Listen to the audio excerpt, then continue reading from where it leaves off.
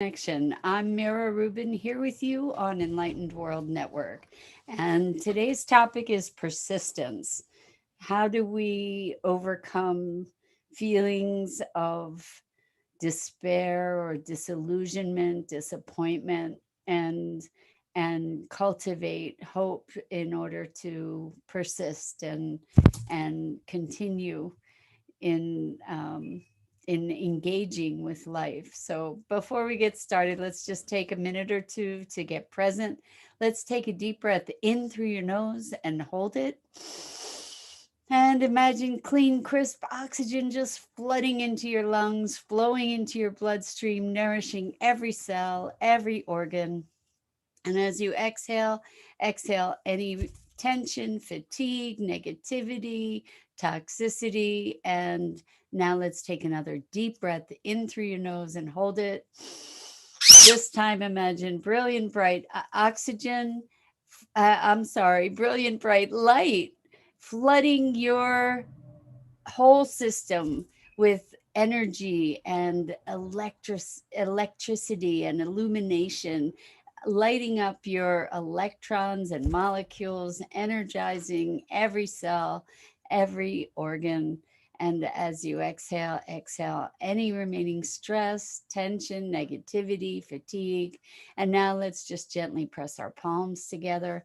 Really softly, softly rub your fingers against your palms to become present to the marvelous physical sensation of being here in this physical body right here, right now. Welcome, welcome, welcome. Good morning, Lisa. Good morning to everybody who's here joining us today. We're talking about persistence. There's so much in the world that challenges our will, sometimes challenges our will to live. And, we can become very depressed, disillusioned, lost in the darkness. And today we're going to talk about what it looks like to persist and to cultivate and nurture and nourish the the hope that can carry us through. Maybe I should have called this morning's talk hope, but I've been talking with some folks have been experiencing some extreme disillusionment about things that are happening in the world and even, in interpersonally, politically, in the world in general. And we've talked about this previously multiple times, really, about how our perspective shifts and actually impacts our experience. And we we have the opportunity to move from a place of despair into a place of hopefulness that allows us to engage. Despair, I think, is a contractive process. It's something that pulls us into ourselves and kind of self-reflection in such a way that we retreat from the world. And I've seen that impulse in a bunch of people, um, and I've seen it in myself at times, and I recognize it. And I'm wanting to talk with you today about how we how we move from that place of despair and potential resignation and disillusionment into a place of engagement and hope. Good morning, Tammy. Welcome. It's great to have you here and everybody else who's joining us. So let's look at this. I'm sure that every one of us has experienced moments, if not even prolonged periods of despair and disillusionment, where we connect with the heartbreak, not only of our own heartbreak, but heartbreak of the world. And what happens? What is it that shifts, that enables us to move from that place of hopelessness and despair to persist long enough to get to the place of hope and possibility? So, I don't have an answer for this. I want to explore it with you because I know that as within so without, as without so within, there's this reflection that perpetuates a state of being. Good morning, Isabel. Welcome, welcome. We're talking about persistence today, and particularly persistence in the face of despair. To go from hello, Robert. Welcome. Great to be here with you. We're talking about the movement from this inward place of contraction and despair, and maybe even brokenheartedness, to moving into a more expansive place of possibility and hopefulness.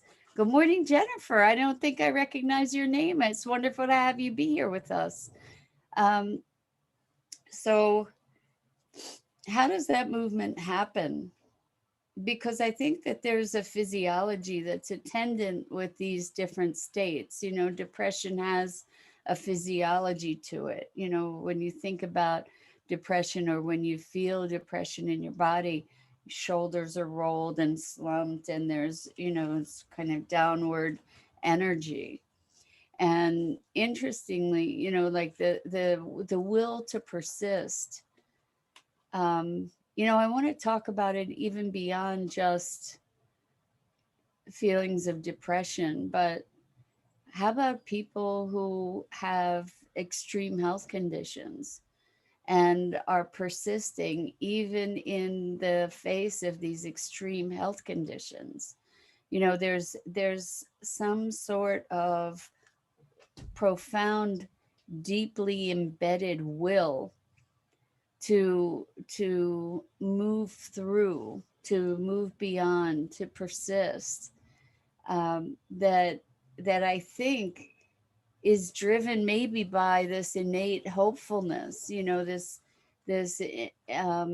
though it may not seem like it's there, like this underlying optimism, sense of possibility.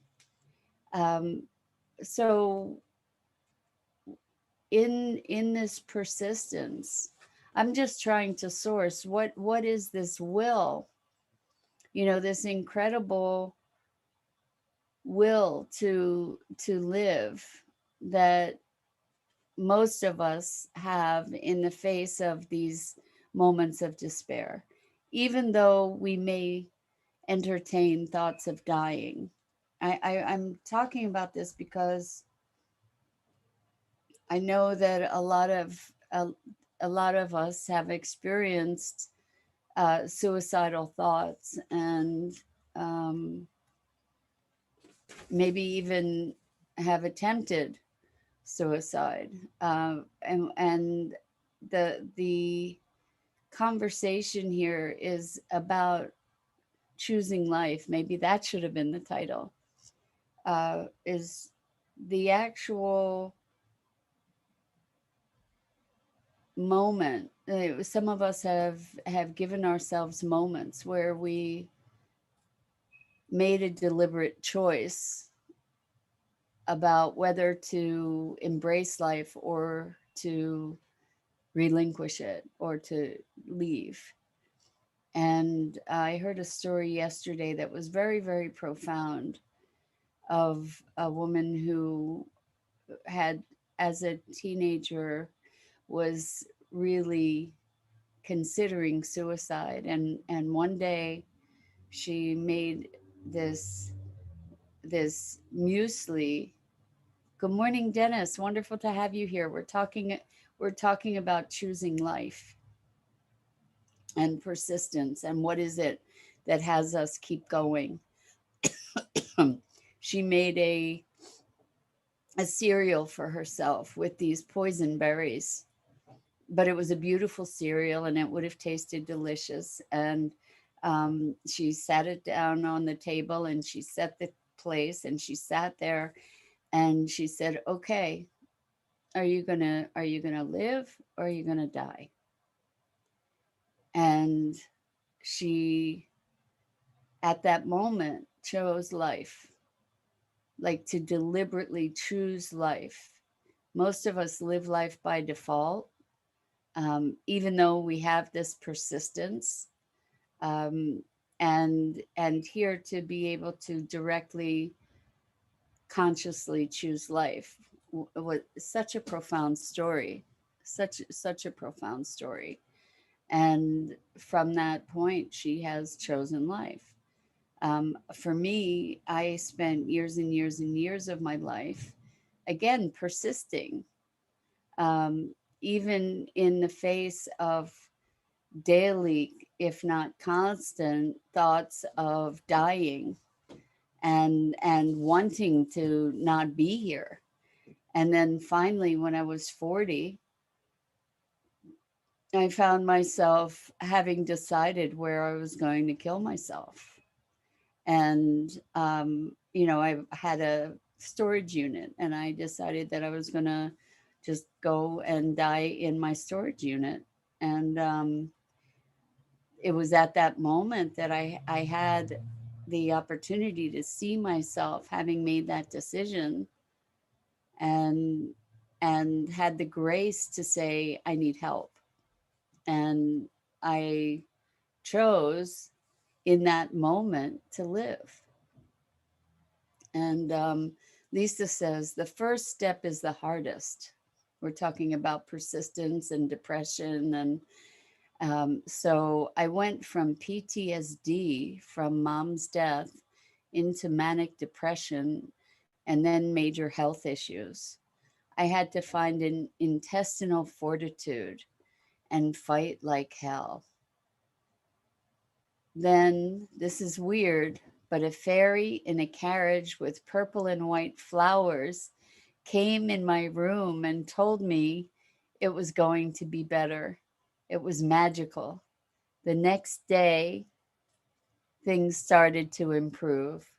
After 20 years, I woke up, got out, and now I choose living every day of my life. Lisa, that is spectacular. Thank you so much for sharing that story and how magical. It's interesting in my story. I talk about a moment of grace where I had the opportunity to see I had made this decision and to make a choice about it. You had a fairy come and tell you that things were going to be all right. And what a gift that is. And I'm so delighted to hear that you moved through this deep depression and major health issues and mental health issues to come to a place where you're alive and living life. So that's remarkable. And thank you, Dennis. Yeah, I'm grateful I made the right decision too. The best part of my life has happened since I've made that decision. One of the things that I recognized about that decision and this whole thing around hopefulness and despair is that by making that decision to live, I also, having seen that I was really seriously looking at dying, I gave myself permission to live the life that I wanted to live. I gave myself permission to do the things that fed my soul, despite what others' opinions might be, what others' judgments might be. And so that what I realized, and I think that this is probably the case for so many of us, is that perhaps the despair is coming in part, if not in total, from our unwillingness to follow our dreams and our unwillingness to feed our soul and to listen to the impulses of our hearts, that feeling trapped in expectations that we impose upon ourselves, believing that those are the expectations of others, or receiving the expectations of others in a way that we allow ourselves to constrain ourselves to try and meet these other expectations, and having a lack of self love and self appreciation, such that we really follow our heart's path, our heart's song. Elaine says these types of experiences are part of the journey to remember who you are. 100%, Elaine. 100%.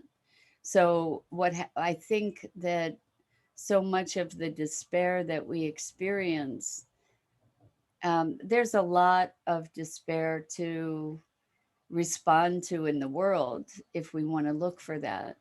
But I find that when we're despairing in and of ourselves, that's when we see, and that's when we really internalize the despair in the world. So it's like we can see the world reflecting back these reasons and occasions for despair. And when we're hopeful and joyful, we see hopeful and joyful things in the world. We have, it's not that we don't recognize that there are things in the world to despair about, but we're better able to navigate those things, or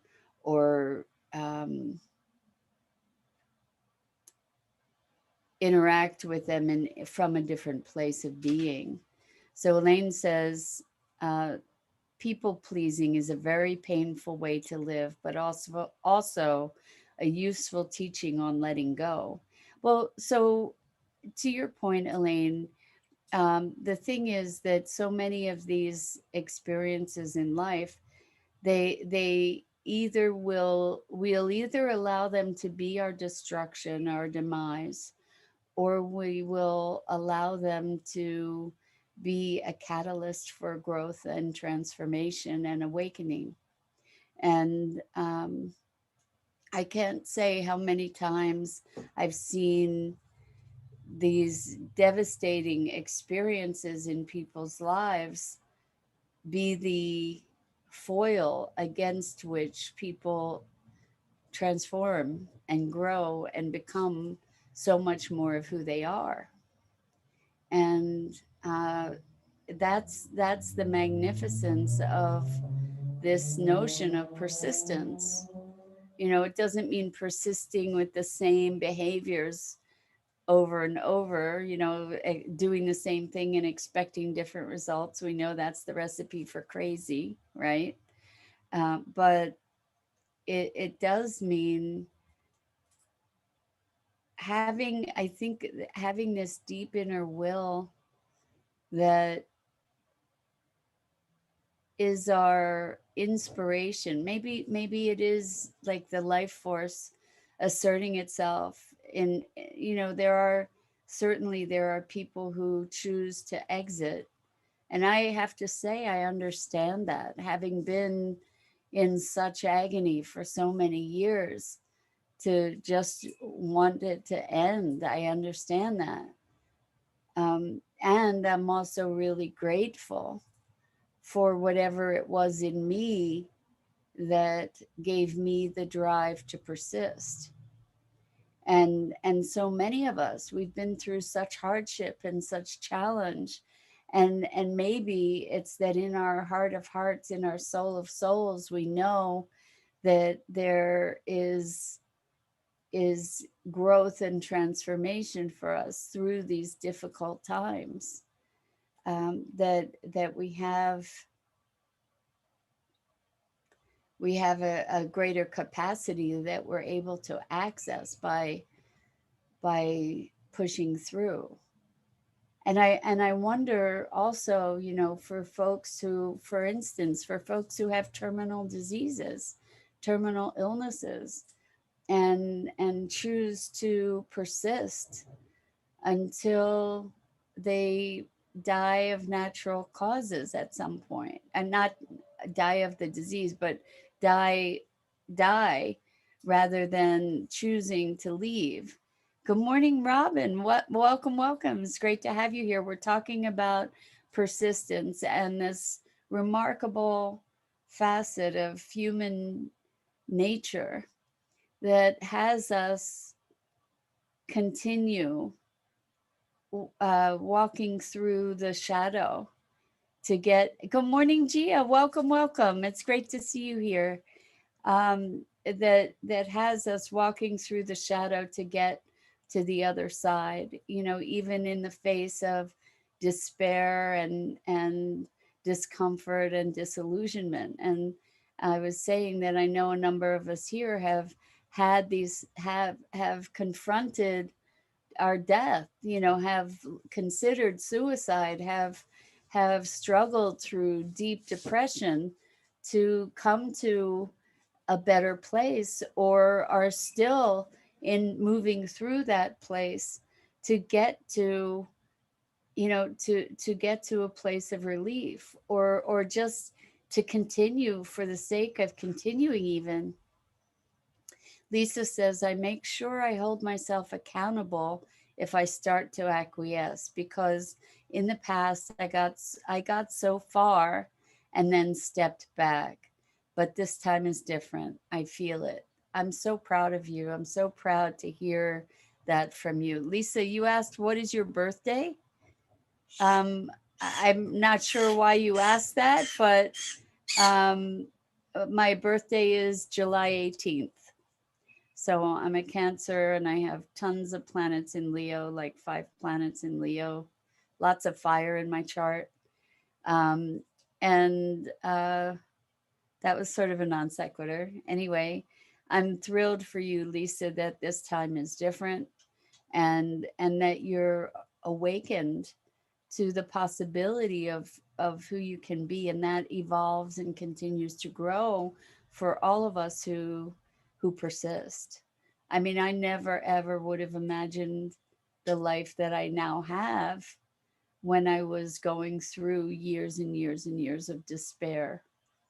And I don't know what it was that allowed me to continue. So Elaine says, I've walked with all types of people with diseases and experiences, and all serve, known and unknown. I'm not sure what you're saying there, Elaine. I think it didn't come through quite the way you meant it. So Lisa says, I knew you were a Cancer. I should have just asked if you were. I'm curious why you knew that. That's awesome, Lisa. Thank you. And Gia says, I'd love to wish you, Mira, on your birthday. Oh, yesterday was your birthday, Gia. Happy birthday. And I'm sure from all of us, happy birthday. Wonderful to be able to celebrate even belatedly with you. Maggie, Maggie, Maggie, no. Maggie. She's eating the plant again, as usual. Maggie,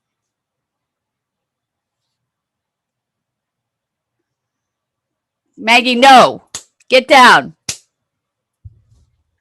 What can I say? She is a badness. I'm gonna be having to close this off this morning, because I have an appointment at 9:30. But Elaine says all experiences serve to expand our awareness. Absolutely. And Gia says, I love and get inspired always with your journey. Hold on one second. So, um,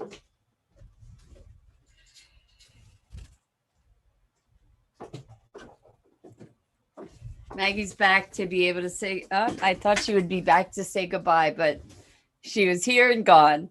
Anyway, I'm trying to save what's left of this plant that she's been destroying. And I even have a name for the plant. Her name is Audrey, like from Little Shop of Horrors, because she's this amazing, huge, very uh, um, prolific plant that has been taking over my window. So, anyway, thank you, Gia. And Christina's laughing at Maggie, her badness. We should call, instead of her highness, we should call her her badness. Lisa says you have the spirit and heart of a Cancer. Thank you. Thank you, Lisa. So anyway, it's time to wrap up, but I want to honor all of you for your persistence, for your determination and courage to continue in the face of incredible obstacles and difficulties and challenges of heart and spirit and body. And just to honor you for being part of this journey and for joining me in this journey and being such a wonderful support and being such wonderful collaborators in this. And I really honor you and am so grateful that you're all here and have persisted. And yeah, so keep the faith, everybody. So much love. Robin says, I was wondering where Maggie was, chuckling. Thank you, with blessings for good news for from your appointment. Oh, the appointment is with a client. I have a client that I'm seeing, so no worries.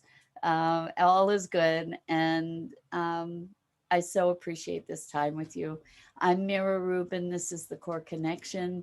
I go live each weekday morning at 9 a.m. Eastern on the Enlightened World Network Facebook page. And please check out the other wonderful programming on Enlightened World Network. I'm so grateful to spend this time with you. So,